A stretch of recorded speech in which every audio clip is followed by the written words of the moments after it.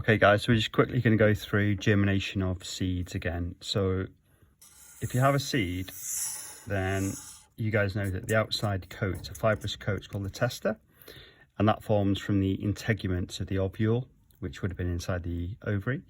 And we know there's a little hole at the bottom of the seed, and that was where the micropyle was in the integuments. Now there's three things we need for seed germination. Number one, it's oxygen, because the cells of the endosperm and the cells of the embryo have to respire aerobically to make ATP. Number two, it's the right optimum temperature, and that means that all the enzymes like amylase can work optimally. They have the most enzyme substrate complexes, for example amylase with starch, and therefore you get lots of hydrolysis, ultimately to release lots of glucose. And the third one is we need some water. So no light is needed for germination, because obviously the seeds are in the soil. Now the first thing to happen is, once we've got all these conditions, water enters the seed through the little hole that was the micropyle, and that's called imbibing. So the seed becomes imbibed with water, and if we have a look inside the seed, so I'll do the same diagram, but this time it's inside the seed. This will be a monocot. So there's essentially the plumule is the top bit of the embryo, the radicle is the bottom part of the embryo, and there's one cotyledon, which is the seed leaf or the embryo leaf. So this structure here is the embryo. Now as water moves into the seed, it's really important because it allows the cells of the embryo to become turgid, which will be super important for growth of the embryo. So water enters the embryo cells by osmosis, and that's obviously always down a water potential gradient, but it also stimulates the cells of the embryo to make a hormone called gibberellin. So I'm just going to put GA for gibberellin. So the concentration of gibberellin increases inside the seed, and it's made by the cells of the embryo. And as the concentration of gibberellin increases, it stimulates some of the cells of the endosperm to start to produce amylase. So the endosperm is this tissue inside the seed, and we know these cells are triploid. The cells of the embryo would be diploid, because they were made from fertilization of the egg cell with a single male gamete nucleus. Now, so the tissue inside the endosperm is called the aleurone layer, and inside the aleurone layer there's a number of molecules that you did last year. Lipids, so triglycerides made of fatty acids and glycerol.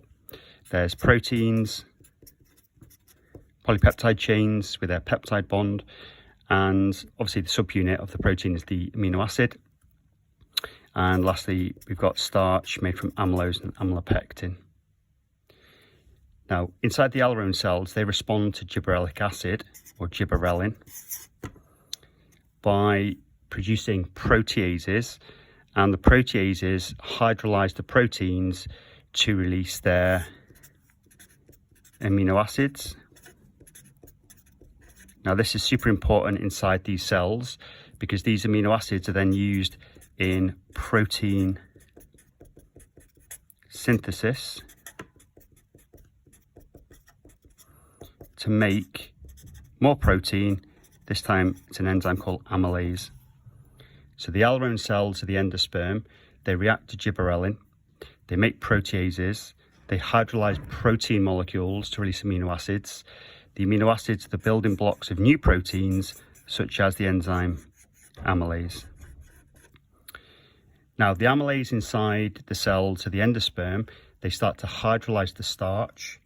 So there are starch grains made of amylose and amylopectin, and hydrolysis releases maltose. So this is the job of amylase.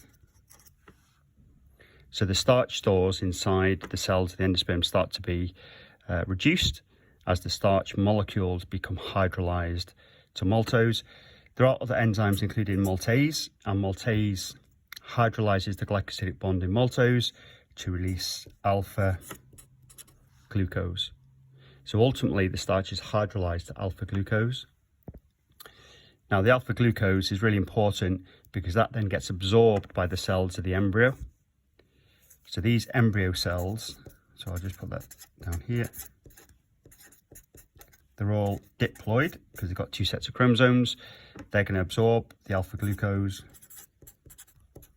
and they then respire that aerobically, so we get aerobic respiration, and that obviously uses up the oxygen, which we said up here is super important. That makes ATP, and ATP is super important for the embryo cells to divide. It's a very active process.